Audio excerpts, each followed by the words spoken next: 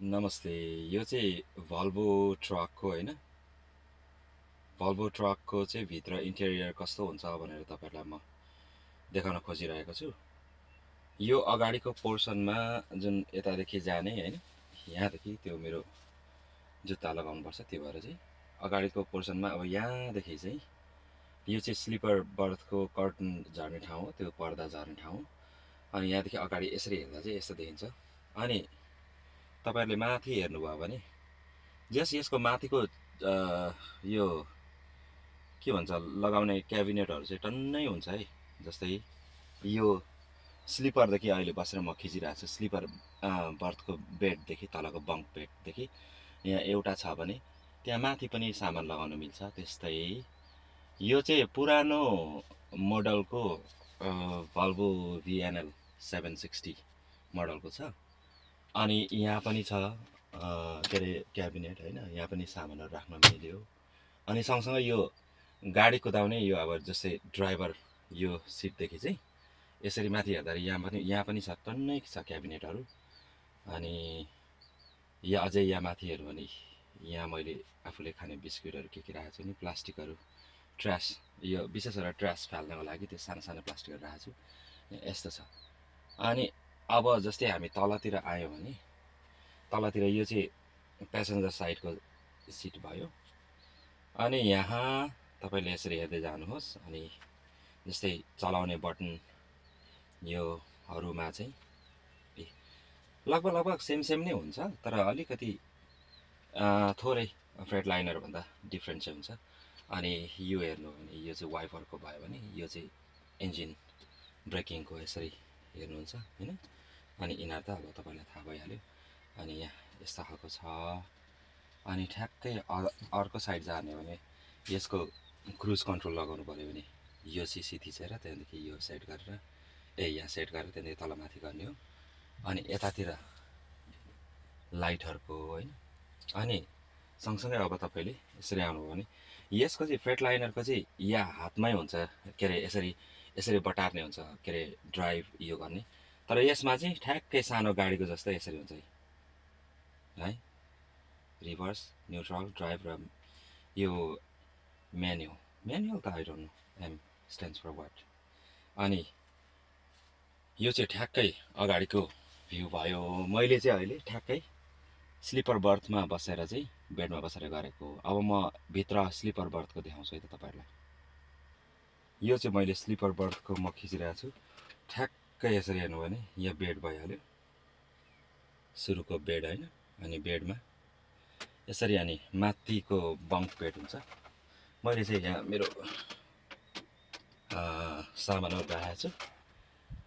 अनि स्लिपर क्याबको कुरामा चाहिँ यसको बटनहरू जति पनि छ यहाँ छ होइन। एसी बढाउने घटाउने, लाइटहरू, डोरलाई यहाँदेखि लक गर्न मिल्ने त्यहाँ छ, चार्जिङ केबलहरू त्यहाँ जोड्न मिल्छ। अनि त्यहाँदेखि यसको यतातिर झ्याल, सानो झ्याल हुन्छ।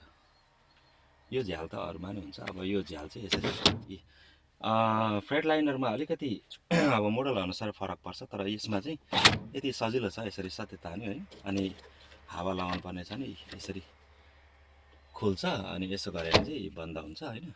यो यस्तो भयो भने अब अर्को साइड पनि म तपाईँहरूलाई देखाउँछु। अर्को साइडमा यसरी हेर्नु भने यहाँ पनि ठ्याक्कै त्यही सिस्टमको छ। अब यसलाई खोल्नु पऱ्यो भने यो माथिदेखि यसो तान्यो अनि दुइटै झ्याल खुलियो है, यताको झ्याल र यताको झ्याल। अनि यसमा अर्को चाहिँ के हुन्छ भने विशेष गरेर अब हुन त बेडमा बसेर खाने कुरा भयो भने यो टेबल चाहिँ यसरी तान्दाखेरि टेबल यसरी आउँछ। अनि यसलाई चाहिँ यसो गरेर यसरी गर्ने पनि हुन्छ होइन। यो चाहिँ बसेर खानको लागि। अब म यता साइड भ्यू म तपाईँलाई देखाउँछु है त।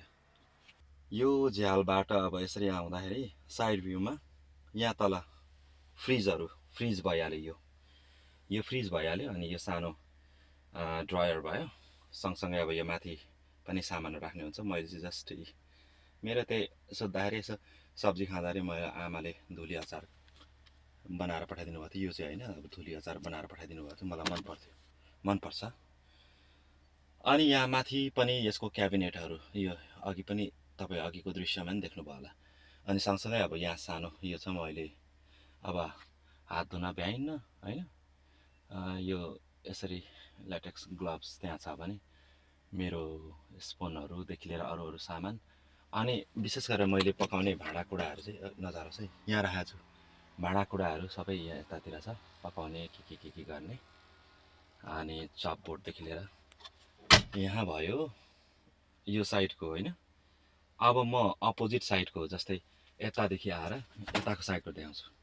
यताको साइडमा नि हेर्नुहोस्, यहाँ माथि, त्यो माथि पनि एउटा यतादेखि हेर्ने भने लगाउने ठाउँ छ। अनि यो ओभन भइहाल्यो, फेरि यहाँ पनि छ। अनि यहाँ चाहिँ यसको विशेष गरेर ड्रायरहरू मैले खासै यो पहिला फ्रेट लाइनरमा यो लगाएको थिएँ होइन, यो वालमार्टदेखि किनेर लिएर आएको थिएँ, त्यो लगाएको थिएँ। यहाँ चाहिँ खोइ फर सम रिजन यहाँभित्र अटेन, अनि त्यही भनेर मैले अहिले यसरी नै अव्यवस्थित तरिकाले मेरो खाने सामानहरू यसरी राखेको छु। अनि अब यहाँ प्याज खोर्सानीदेखि लिएर टोटल राखेको छु भने, अनि फेरि यहाँ तल पनि छ यसको, यो अर्को तल है, तल पनि छ क्याबिनेट, हो त्यसमा चामलहरू के राखेको छु। अनि यो चाहिँ यस्तो खालको हुन्छ, तपाईँहरूलाई जस्ट टुर गराएको। यो VNL भल्भोको VNL 760। अनि सँगसँगै मैले अब आफू सिङ्गल कुदाउँदा या त डबल कुदाउँदा, टिममा कुदाउँदाखेरि पनि कस्तो छ भने, यो तपाईँले देखिराख्नु भएको होला, यो चाहिँ पिरा मैले घरदेखि आफूलाई सजिलो होस् भनेर लिएर आएको। यो पिरा बस्ने काठे पिरा चाहिँ होइन है, यो त अब तपाईँलाई थाहा छँदैछ, यो भनेको स्टोभ हो, यो चाहिँ टेबल हो है।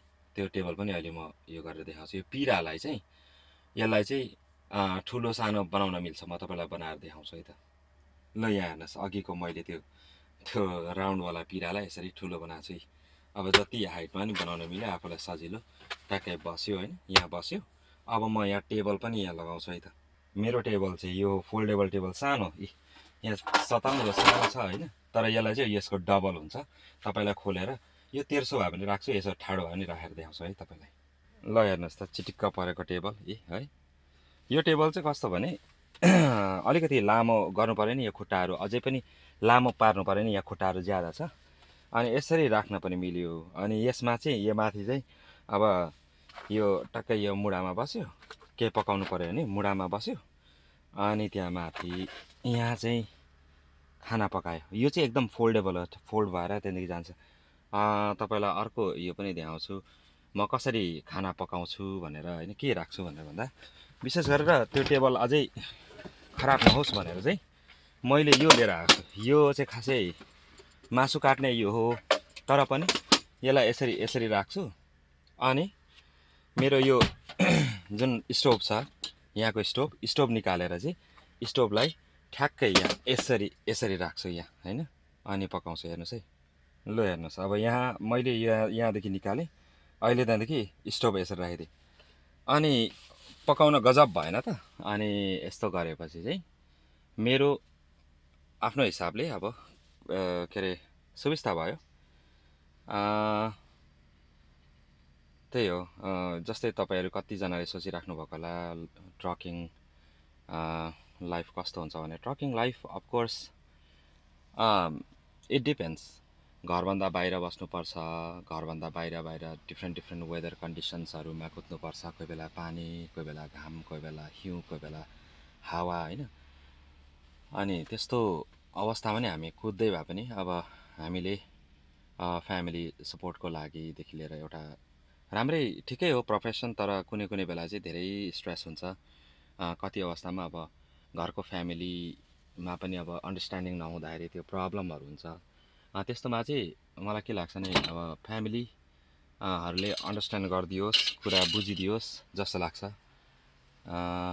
अनि यहाँ जस्तै हामी कोही बेला हामीले यो एउटै कुरा मात्र होइन, अब गाडीको प्रब्लम त गाडी त कुदाउनु पर्छ नै, त्यो सँगसँगै हामीले गाडीको साथसाथै अब यता के अरे डिस्प्याचर, लोड दिने मान्छेहरूदेखि लिएर अनेक मान्छेहरूसँग हामीले डिल गर्नुपर्ने हुन्छ।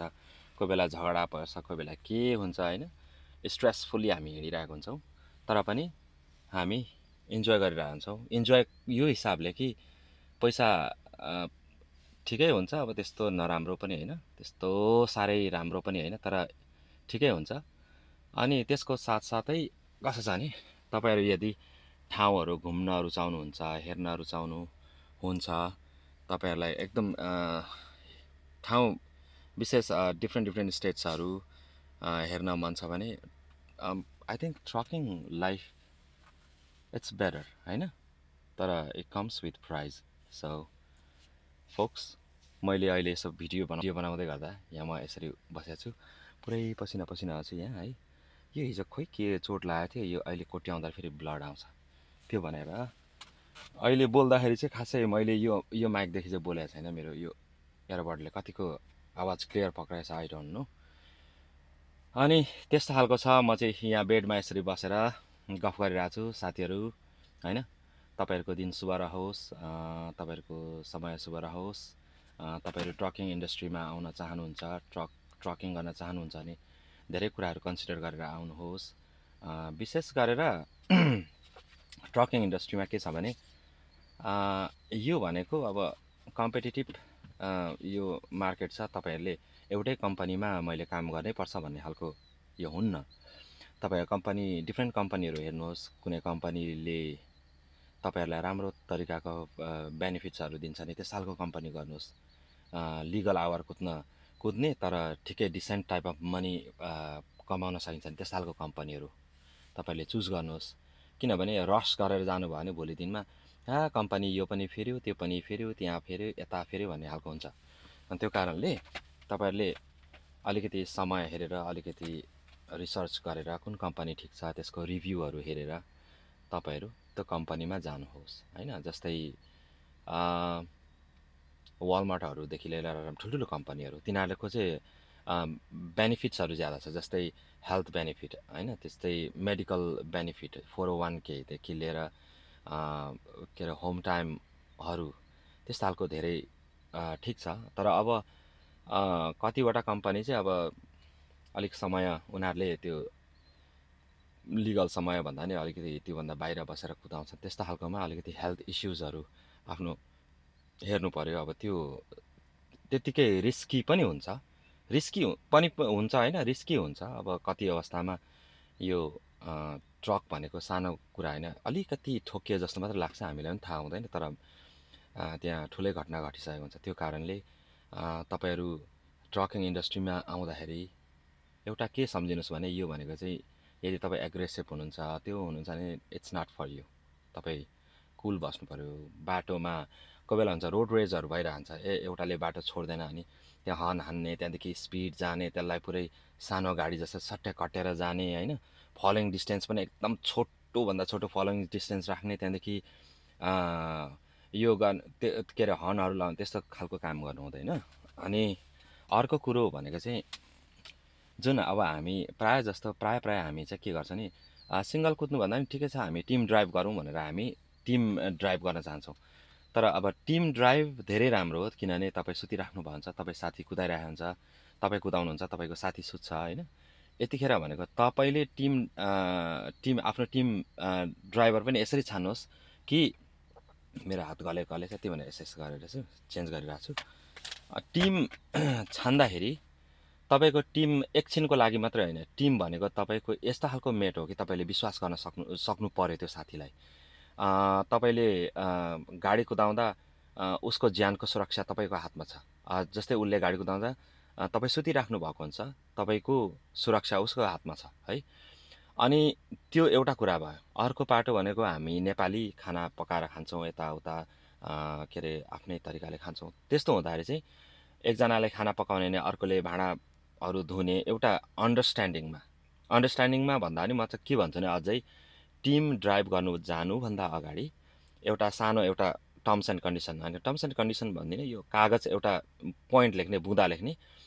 जस्तै गाडी मेरो सिफ्ट सकेर मैले अर्को सिफ्ट ह्यान्डओभर गर्दाखेरि मैले तेल फुल गरेको हुनु पऱ्यो, गाडी चट्ट सफा गरेको हुनु पऱ्यो भन्नाले एटलिस्ट त्यो पुरै सफा होइन, धुलोसुलो पुछेर होइन, रेडी फर नेक्स्ट ड्राइभर त्यस्तो हुनु पऱ्यो। जस्तै विन्डसिल्ड यो भन्छ नि, यो विन्डसिल्डहरू पानीले के अरे यसमा गएर पानी भन्दाखेरि त्यो पम्पमा सफा गर्नु पऱ्यो। झ्याल यो अगाडिको विन्डसिल्ड भयो होइन। अनि सँगसँगै के पनि गर्नुपर्छ भने सँगसँगै अब जस्तै नेचरको कुरा पनि हुन्छ। कोही मान्छे धेरै बोल्ने, कोही मान्छे थोरै बोल्ने। अब टिम ड्राइभ गर्दाखेरि यहाँ बिचमा पर्दा त हुन्छ, यहाँ बिचमा पर्दा त हुन्छ, तर पनि अब ठुल्ठुलो आवाज गर्दाखेरि बाहिर अगाडि साथी कुदाइराख्ने साथीले धेरै ठुल्ठुलो आवाज गरेर बोल्छ या त कराउँछ यताउता के भनौँ न त्यस्तो खालको छ भने यहाँ भित्र सुत्ने साथीलाई डिस्टर्ब हुन्छ। त्यो कुराहरू पनि ख्याल गरेर कुदायो, गाडी कुदायो भने एकदम टिम ड्राइभ एकदम सुखद हुन्छ र सोलो भन्दा पनि अलिकति राम्रो पैसा टिम ड्राइभिङमा हुन्छ। र तपाईँहरूले पनि यसरी ट्रकिङमा लागेर है, ट्रकिङको जस्तै ट्रक कम्पनीहरू कुन क्यारियर कम्पनीहरू कहाँ काम गर्ने भन्ने कुराहरू पनि अलिकति ठन्डा दिमागले सोच्नुहोस्। जस्तै कुनमा राम्रो छ, त्यो पैसा मात्रै अपफ्रन्ट पैसा मात्रै होइन, ओ माइलेजको यति दिँदो रहेछ, पर माइलको यति दिँदो रहेछ, ठिक छ म कुद्छु भनेर भन्ने मात्रै होइन। किनभने त्यसले के गर्छ भने अहिले तत्कालै त तपाईँ कुद्नुहुन्छ, तर बिस्तारै बिस्तारै तपाईँको त्यहाँको व्यवहार, त्यहाँको के अरे वर्क कल्चरदेखि लिएर त्यहाँको डिस्प्याचरहरूको सेफ्टीहरूको कुराहरू मन नपर्न सक्छ। त्यो पनि विचार गरेर अगाडि नै। र त्यो एउटा कुरा भयो। दोस्रो कुरा भने चाहिँ बेनिफिट्सहरू भएको कम्पनी जोइन गर्नु भने राम्रो हो लङ रनमा।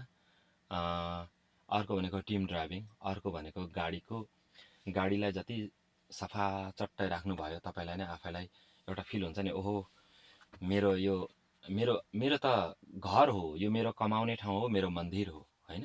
अनि त्यो हिसाबले चाहिँ तपाईँले त्यो गाडी चाहे त्यो कम्पनीकै गाडी किन नहोस् या तपाईँकै गाडी किन नहोस्, कम्पनीकै गाडी तपाईँको गाडी त आफैले ख्याल गर्नुहुन्छ, तर कम्पनीको गाडी भनेर चाहिँ त्यसरी नगर्नुहोस्। किनभने त्यो ठाउँ त आफै बस्ने हो होइन। त्यो ठाउँ आफैले के अरे केही भनौँ न सफा सुग्घर राखेन, आफ्नै हेल्थमा प्रतिकूल असर पर्ने हो।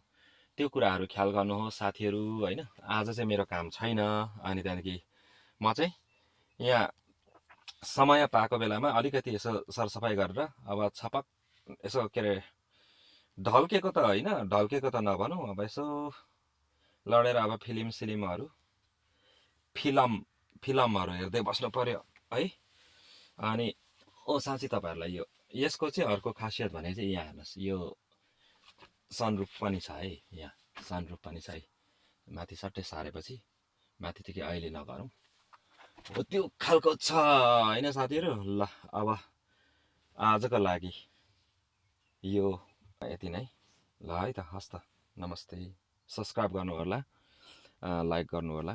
कोही साथीहरूलाई केही छ भने कमेन्टमा लेख्नु होला, कस्तो खालको भिडियो तपाईँलाई मनपर्छ त्यो भन्नु होला। मैले पनि यो अहिले निकै अगाडि नै मैले यो ट्रकिङ यो अन द रोड भनेर चाहिँ च्यानल इस्टाब्लिस गरेर यसमा त्यही बाटो सम्बन्धी ठाउँहरू कस्तो छ, कस्तो कस्तो ठाउँमा हिँडिन्छ भन्ने खालको कुराहरू नै सेयर गरौँ भनेर चाहिँ मैले त्यो यो बनाएको थिएँ होइन, च्यानल बनाएको थिएँ।